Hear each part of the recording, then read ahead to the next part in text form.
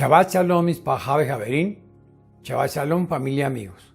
Con la ayuda del Eterno, hoy damos comienzo al estudio del cuarto libro de la Torá, el cuarto libro del Pentateuco, el libro de Números, Sefer Bamidbar, en el cual pues, nos narra la historia de los israelitas durante su larga permanencia en el desierto. Abarca un lapso de 40 años, en el cual ellos vagaron o peregrinaron por el desierto bajo el liderazgo de Moshe, ¿sí? Y a través del libro vemos muchos episodios difíciles debido a la terquedad del pueblo. Vemos un episodio muy triste por su incredulidad, el episodio de los 12 espías, en el cual 10 trajeron malas noticias y solo 2 trajeron buenas noticias. El libro de Números también se le denomina el libro de la incredulidad, ya que, como dijimos, pues describe el fracaso del pueblo israelita durante su travesía por el desierto. Y pasaron muchas tribulaciones y nunca entraron a la tierra prometida. Este privilegio solo fue para sus hijos, para la nueva generación. Y de todas esas personas que salieron de la esclavitud de Egipto, solo 2 tuvieron el privilegio de entrar a la tierra prometida, en el cual fueron Josué y Caleb, ¿sí? Que confiaron en todos los planes del Eterno. El autor de este libro se le da a Moshe, y el libro abarca 10 parashot. Entonces recordemos que cuando nosotros terminamos el estudio de un libro o damos comienzo al estudio de otro libro, nos animamos los unos a los otros para estar cada día estudiando más y más la Torá. Y con voz muy fuerte y con buen ánimo decimos: Hasad, Hasad, Benid Hased. Hasad, Hasad, Benid Hased. Sé fuerte y seremos fortalecidos. Sé fuerte y seremos fortalecidos. Y luego de la parashá, con la ayuda del Eterno, mañana en el atardecer damos comienzo a la festividad de Shavuot, que es la entrega de la Torá. Como dijimos, hoy iniciamos el cuarto libro de la Torá con la parashá número 34, Bamidbar, que significa en el desierto. Igual como el libro, así se denomina la parashá. Lo vemos en el libro de Números del 1.1 al 4.20. Leamos 1.1 en adelante. El Señor habló a Moisés en el desierto del Sinaí, en la tienda de reunión, el primer día, Rosh Jodés, del segundo mes, mes de Iyar, en el segundo año de su salida de la tierra de Egipto, diciendo: haz un censo de toda la congregación de los hijos de Israel, por sus familias, por sus casas paternas, según el número de nombres, todo varón, uno por uno, de 20 años arriba, todos los que puedan salir a la guerra en Israel. Tú y Aarón los contaréis por sus ejércitos. Con vosotros estará además un hombre de cada tribu, cada uno jefe de su casa paterna. Entonces, como tema central de la parashá, encontramos el censo del pueblo, el cual fue ordenado por el Eterno. Recordemos que vimos otros episodios en el cual ellos contaban al pueblo sin la autorización del Eterno, y hubo momentos de noticias catastróficas. Y el fin del censo es escoger hombres entre los 20 y los 60 años de edad. ¿Para qué? Para el servicio militar. Y la tribu de Leví fue excluida de ese censo, ya que ellos tenían el cargo de proteger el tabernáculo y de estar cuidando todas las cosas, todos los objetos del Mizcán, del tabernáculo, y por consiguiente pues todos los servicios del tabernáculo. Otra parte importante que vemos en la parashá es la distribución que hizo el Eterno con las 12 tribus, en el cual las dividió en 4 grupos y los colocó de una forma estratégica alrededor del tabernáculo. Y la tribu de de Leví estaba estaba cerca del tabernáculo. Era la que debía estar protegiendo todos los utensilios y todo lo concerniente al tabernáculo. Y recordemos que nadie se podía acercar ni a tocar el Mizcán, el tabernáculo, porque si lo hacía, automáticamente moría, ¿sí? Y en el censo, pues el Eterno ordenó ¿por qué hizo ese censo? Porque por el amor que el Eterno le tenía a su pueblo, o le tiene a su pueblo, en el cual pues los sabios hacen una pequeña comparación con respecto a la gallina, en el cual pues siempre está protegiendo sus polluelos, y si alguno de sus polluelos se extravía del camino, pues ella sale desesperada a buscarlo, y tan pronto encuentra su polluelo, pues se pone muy contenta, muy feliz. Así el Eterno, a pesar de nuestra terquedad y a pesar de que muchas veces no hacemos la voluntad del Eterno, sin embargo Él está siempre alrededor nuestro, siempre nos está protegiendo. Él siempre está pendiente de nosotros, sus hijos. Bamidbar, como dijimos, significa en el desierto. Analicemos la palabra desierto.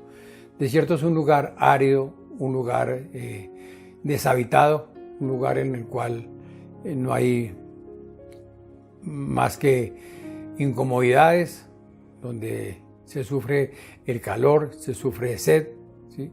Las inclemencias del tiempo, los cambios bruscos de temperatura, las molestias de la brisa de la arena, etc., ¿sí? A diferencia de lo que estamos describiendo de un desierto, cuando el pueblo del Eterno estuvo en esos 40 años en el desierto, ellos tenían la protección del Eterno en el día, la protección del Eterno en la noche, tenían comida, tenían agua y pudieron subsistir, ¿sí?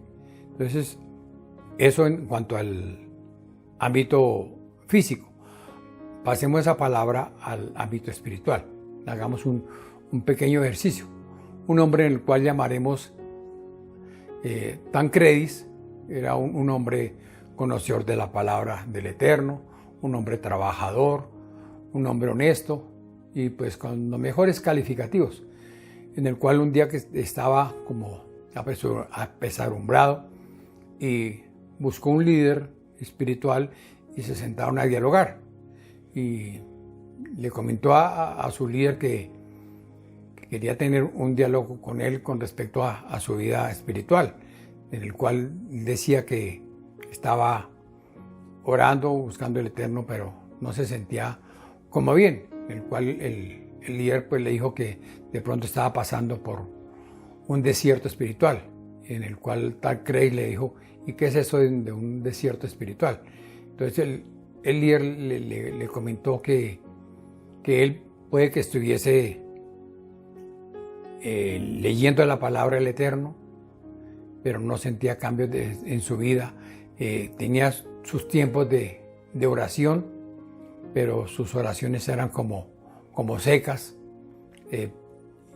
También que él creía que llevaba una vida recta delante del Eterno, pero tenía actitudes bruscas, de genios, tal vez en algún momento en su trabajo de palabras gruesas, y él no entendía lo que estaba pasando. Él también tenía como una virtud en el cual él podía ver los defectos de los demás, pero él nunca se podía ver sus propios defectos. Eso es lo que le dijo el líder. Eso está pasando por un defecto, por un desierto espiritual, ¿sí? En el cual pues la persona se cree que está bien, pero está en un momento de una religiosidad, en el cual pues no puede percibir. El líder le dijo que eso era bastante peligroso, que la persona sin darse cuenta pues se está esforzando, pero carnalmente, ¿sí? Y llega en un momento que la persona no se está dando cuenta, pues puede llegar a un estancamiento espiritual, en el cual pues es peligroso. Recordemos que si agua está en una alberca, en un estanco, durante mucho tiempo quieta, pues ya va a empezar a oler a feo. Y si la persona pues toma de esa agua, pues ¿qué va a pasar? Se puede intoxicar, se puede enfermar, ¿sí? En el cual pues vemos que Tancredos pues está muy atento con el diálogo que tiene con el líder, y el líder le dice que simplemente tiene que reconocer que tal vez está pasando por un momento de religiosidad que no lo está percibiendo, ¿sí? Que la solución de Tancredo está en sus manos, que es reconocer que está llevando una vida religiosa, la cual, si él no deja de reconocer sus faltas, pues va a seguir por lo mismo. Entonces el líder le comentó que debía de estar buscando por medio del Espíritu Santo que el Eterno le revelara el porqué de esa situación, ¿sí? Y así él podía salir de ese estancamiento. Y algo bien importante es que, no sé si se dieron cuenta, que varias veces dijimos la palabra reconocer. Y la palabra reconocer es tan importante que, si la analizamos con detenimiento, se escribe y se pronuncia igual de derecha a izquierda o al revés, ¿sí? Es decir, que nosotros debemos de reconocer como el ejemplo que se está reflejando. ¿Qué debo hacer? De cambiar, ¿sí? Que así como el pueblo durante 40 años de su travesía, que era apenas se calculaba que era más o menos unos 8 días, que nosotros, a través de todas esas lecturas, de todos esos ejemplos que el Eterno nos pone en la palabra, analicemos y veamos que esos errores que cometió el pueblo, nosotros no los cometamos. La Jactará, los profetas, lo vemos en el libro de Oseas 1:1 al 2:22. Leamos 1:1 en adelante. Palabra del Señor que vino a Oseas, hijo de Berí, en días de Usías, Jotán, Acaz y Ezequías, reyes de Judá, y en días de Jeroboam, hijo de Joás, rey de Israel, cuando por primera vez el Señor habló por medio de Oseas. El Señor le dijo: anda, toma para ti a una mujer ramera y engendra hijos de prostitución, porque la tierra se prostituye gravemente, abandonando al Señor. Fue pues y tomó a Gomer, hija de Diblaín, y ella concibió y dio a luz un hijo. La palabra Oseas significa salvación, y vemos acá una orden muy extraña de parte del Eterno con Oseas. Le dice: ve y toma una prostituta y ten hijos con ella, ¿sí? El nombre de ella era Gomer, y Gomer significa terminar, consumar. Tal vez es la palabra que Yeshua dijo en el madero cuando dijo Gomer, que consumado es, ¿sí? Y vemos que en el matrimonio de Gomer y de Oseas nacieron 3 hijos, 2 varones y una niña. Y eso no es una parábola, fue una situación real en el cual se casó con una adúltera. ¿Por qué? Por orden del Eterno, ¿sí? ¿Y por qué el Eterno mandó a Oseas casarse con una prostituta? Pues para que sintiera en su propia carne lo que el Eterno sentía por su pueblo. Vemos la fornicación de los hijos de Israel. ¿Buscando qué? Buscando ídolos. Recordemos que los ídolos son imágenes en el cual el pueblo estaba idolatrando. Pero también en muchos casos la idolatría no es simplemente el adorar imágenes. La idolatría también puede ser nuestro trabajo, puede ser nuestro cuerpo, etc., ¿sí? Y aunque los habitantes de Israel eran culpables por ese adulterio espiritual. Entonces vemos que Dios le dolió en su corazón lo que su pueblo estaba haciendo, y le está dando una oportunidad al pueblo que se arrepienta, ¿sí? Que salgan de ese adulterio espiritual, ¿sí? Y que si ellos hacen eso, pues Dios se apiadaría de su pueblo y los perdonaría, ¿sí? Eso es lo que el Eterno le quiso decir a Oseas con su esposa Goer. Y después de darle un hijo, ella aparentemente tuvo otros 2 hijos ilegítimos, ¿sí? Sin embargo, pues pese a su infidelidad, él la volvió a recibir de nuevo y vemos del mismo modo que el Eterno está siempre dispuesto a mostrar misericordia para con su pueblo, a mostrar misericordia para con nosotros, sus hijos, pero que si nos arrepentimos verdaderamente de corazón, ¿sí? Y a través de esta situación, pues el Eterno quería dar una lección al pueblo de Israel al serle infiel por sus actos. Podríamos llamar el tema del libro como el pecado más grande del mundo, ¿sí? Y el pecado más grande del mundo, ¿qué es? Serle infiel al Eterno, ¿sí? Hablando ya en la parte de matrimonio, un pecado es que se le infiel a la persona que ama. Y el peor pecado del mundo del creyente es serle infiel, como dijimos, a Dios, al Eterno, ¿sí? Y esa, como dijimos, no es una historia cualquiera, es una historia en la cual debemos de entender que el Eterno le está hablando directamente a su pueblo.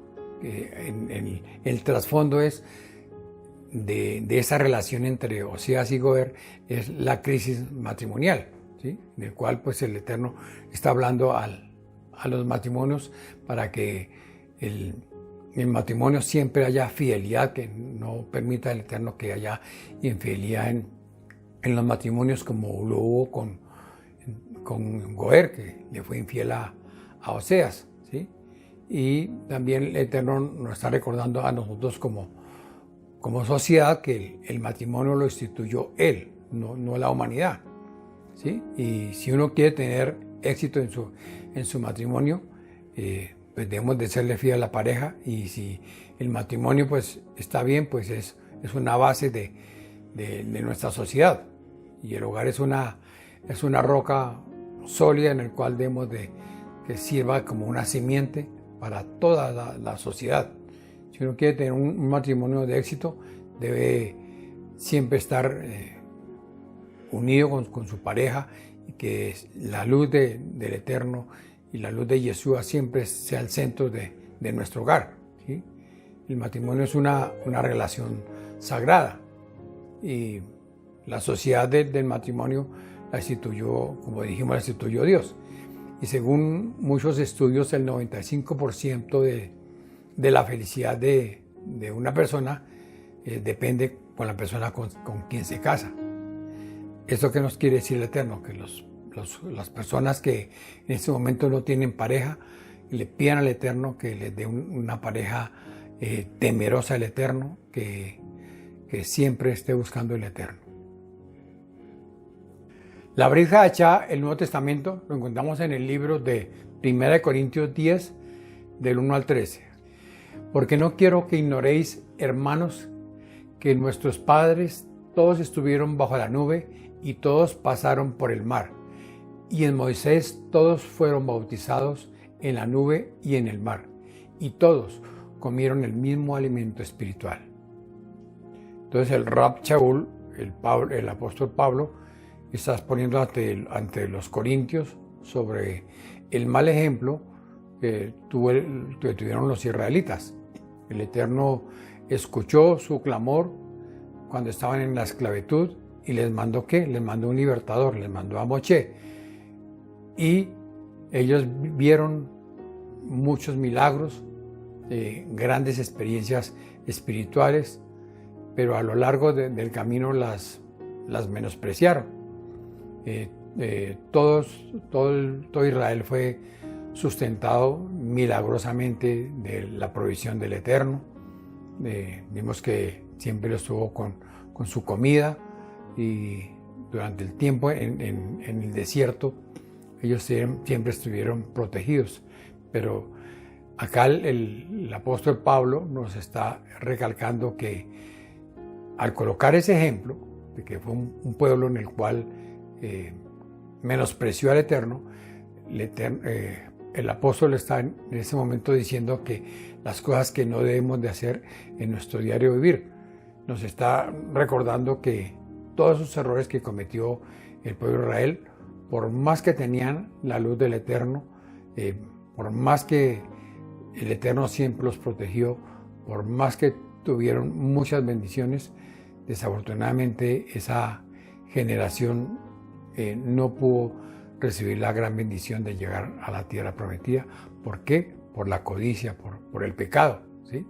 Y acá también nos dicen, en el 10:3 nos habla que todos comieron el mismo alimento, ¿sí?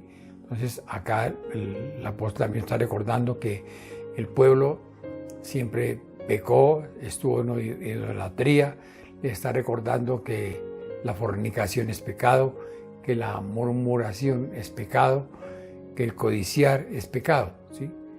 Y veremos que todo el pueblo tuvo un alimento espiritual, pero muchos obedecieron y otros desobedecieron, y en el cual pues fueron muertos por su pecado. ¿Por qué? Por desafiar al Eterno. Entonces, acá el Eterno, que nos quiere decir que nosotros debemos de alimentarnos diariamente de la palabra del Eterno, que es necesario crecer espiritualmente, que no cometamos los errores que cometió el pueblo, que estuvieron cerca del Eterno. Siempre el Eterno habló con ellos, pero vieron todas esas maravillas en el desierto, pero las menospreciaron. Entonces el Eterno quiere enseñarnos en ese momento que verdaderamente estemos andando con el Eterno, que nos alimentemos. ¿Para qué? Para nosotros también poder llevar también ese alimento espiritual a otros, que siempre, por más que hayan dificultades, que siempre estemos firmes, que por más que venga una circunstancia adversa a nosotros, estemos confiando en el Eterno, que siempre nosotros tengamos al Eterno ¿en qué? En nuestro primer lugar. ¿Para qué? Para también nosotros estar prestos de llevarle ese alimento espiritual a aquel que tiene hambre de Dios. Inclusive también, ¿por qué no a aquellos que están buscando del Eterno de una forma equivocada? ¿Sí? Amada familia y amigos, muchas gracias por acompañarme en el estudio de la Parashá. Si estas palabras fueron de bendición para tu vida, comparte este video a otros y suscríbete a este canal. Una nueva semana de bendición para todos. Shabbat Shalom.